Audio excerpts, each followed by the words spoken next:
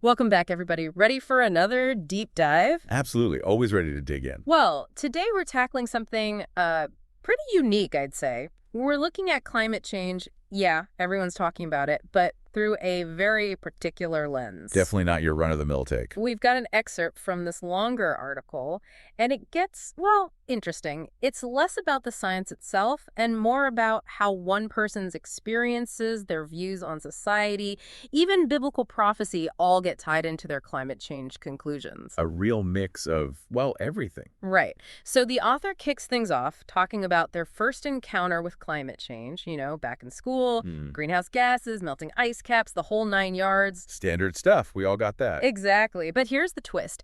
They were turned off by the whole inevitability thing. Their reaction was basically, if it's inevitable anyway, might as well use all the fossil fuels now to boost living standards and figure out solutions later. Interesting. Sort of a live for today approach. Yeah, and it makes you think, right? Like, have you ever encountered that attitude? That nothing we can do kind of resignation? Oh, absolutely. It's tough because there's a balance to strike, isn't there? Right. Urgency, but also, like, what can I actually do about a problem this big? Exactly. And it reminds me of something you hear more and more these days. This idea that climate change is just inevitable, we're doomed, so why bother? Almost a learned helplessness on a global scale. Wow. Yeah, I see what you mean. Is that just human nature, or is there something else going on there, shaping those responses? Right. Food for thought, for sure. Okay, so then the article shifts gears and talks about this author's big concern with plastics, but not the usual environmental stuff. They're worried about, get this, hormonal effects.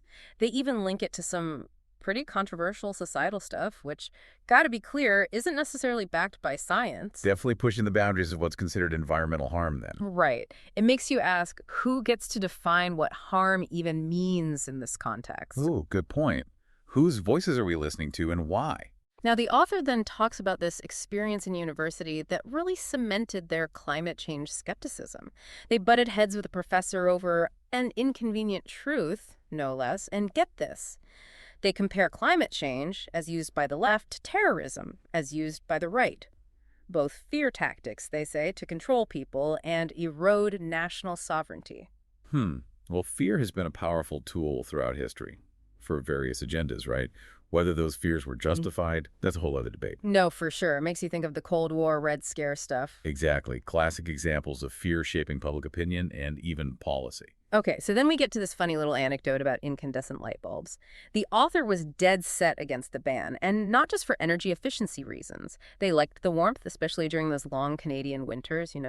And get this, they were worried about the psychological effects of fluorescent bulbs and the mercury. Interesting. Well, fluorescent bulbs do generally win on energy efficiency. That's pretty clear. But the psychological effects, that's more complex. Different kind of light might mess with mood, sleep patterns. Some research suggests that. Ah, As for mercury, yeah, small amounts, a valid concern if not disposed of properly. But LEDs have basically solved that problem. No mercury there. makes sense. So even if the author's worries weren't totally baseless, there was more to the story, so to speak. Absolutely. Shows how personal experience and values can get tangled up with these bigger scientific and tech issues. Totally. And this leads us to the author calling themselves a climate revisionist, not a denier. They're not rejecting all the science, but have major doubts about the mainstream narrative. Right. They bring up things like climate scientists being wrong in the past, how the whole conversation keeps changing, even potential benefits for Canada from warmer weather, like more farmland, the Northwest Passage opening up for shipping. And they mentioned something called the Oxford scandal to back up their skepticism. That was that whole thing with leaked emails from climate scientists, right? Yep. Climate skeptics claimed they showed data manipulation. Yeah. Huge controversy at the time. So even if we agree that climate change is happening, does that automatically lock us into one specific course of action? That's the core of what the author is wrestling with, right? They think there are other factors at play, potential upsides that get ignored. And this is where things get really interesting. Buckle up, because next, we're diving into the spiritual dimension of their views. And here's where the author's personal beliefs really come into play. This is where things get, well, a little less conventional, you could say. They flat out believe current climate change is like a biblical punishment, straight out of Leviticus and Revelation. Wow. Okay, so pretty literal interpretation then. Yeah, and they even get specific about which areas are, quote, deserving of climate change's impact. Oh, this should be good. Let's hear it. They single out California, New York, Hmm. associating them with Hollywood, pornography, the whole American empire thing. So for them, it's not just about science. It's about morality, even divine judgment. Exactly. And it's not about whether we agree, right? It's about grasping how deeply these beliefs can color someone's entire view on this issue. Absolutely. Fascinating how it goes beyond data and graphs Yeah. straight to a sense of good and evil. And then, get this, the article dives into this idea of climate change as like a new faith. Yeah, that is interesting. A new faith, huh? They talk about a friend's theory, right?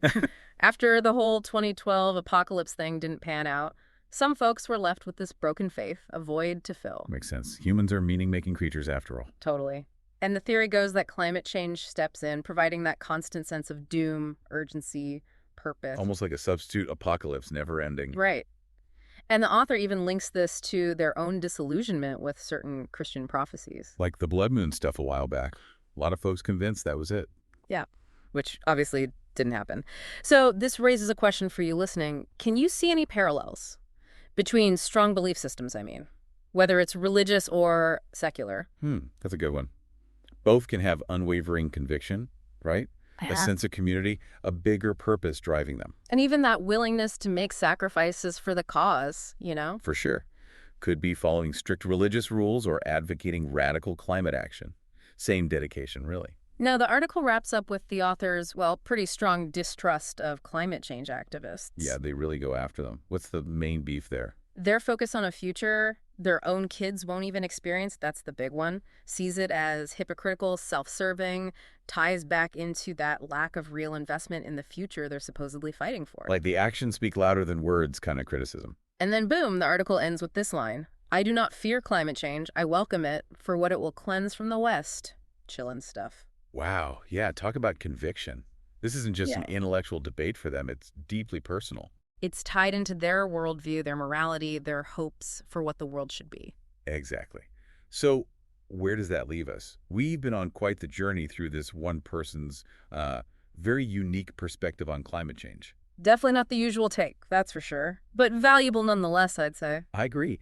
Really highlights how even on a topic as seemingly objective as climate change, subjective experience, personal beliefs, they play a huge role. And those beliefs can be so diverse, so contradictory even. Absolutely. And we got to acknowledge, many listeners will find these views extreme, even offensive. Oh, for sure. But our goal wasn't to endorse them, just to understand them. Right. See how this person got to where they are, even if we don't agree with the destination. Because ultimately, understanding those different viewpoints is crucial, especially in a world where climate change is so, polarizing. No doubt. It's through that open dialogue, that willingness to engage with even the uncomfortable stuff, that maybe we can find some common ground, move forward. Nicely put. So before we wrap up, want to leave everyone with a thought to ponder. What does it say about, and now W, about our current moment, that these vastly different climate change views can even exist side by side? It's a big question for sure. It speaks to the complexity of it all, the power of beliefs, the need for us all to think critically. And for empathy too, Yeah. even when facing views that challenge our own. Because at the end of the day, we're all sharing this planet, right? We are. And finding any solutions is going to take collaboration, not just condemnation. Couldn't agree more. So, listeners, take a moment. Reflect on your beliefs about climate change. Where do they come from? What shapes them? And are you open to other perspectives, even the tough ones? Because sometimes that discomfort, that's where real growth happens, where deeper understanding starts. Couldn't have said it better myself. And who knows, might even lead to some unexpected common ground. Now, before we sign off, a little teaser for next week's deep dive. Drumroll, please. We're tackling the origins of the anti-vaccine movement, diving into the history, the science, the psychology behind this increasingly influential movement. So tune in next time for another deep dive, guaranteed to spark conversation and maybe even challenge a few assumptions. Until then, keep exploring, keep questioning, and keep diving deep. It's a hot-button issue, that's for sure. And ties into a lot of what we've talked about today, doesn't it? Yeah, beliefs, science, fear-shaping opinions. It's all there. Going to be a wild ride, I can already tell. Yeah. But for now, we've reached the end of our journey with this particular perspective on climate change. Quite a unique one, to say the least. Unique is putting it mildly, I'd say. Hopefully it's given you all some food for thought, As you think about your own WN views on climate change, where they come from, all that, Yeah, that's what these deep dives are all about, encouraging that critical thinking, keeping an open mind. challenging those assumptions, broadening our understanding of the world. Exactly. Because even with issues that seem black and white, Mm. there's often a lot of gray in there. And sometimes, as we saw today, a few unexpected splashes of color, too. Well said. So, until next time, everyone, keep those minds curious and those hearts open. And keep diving deep.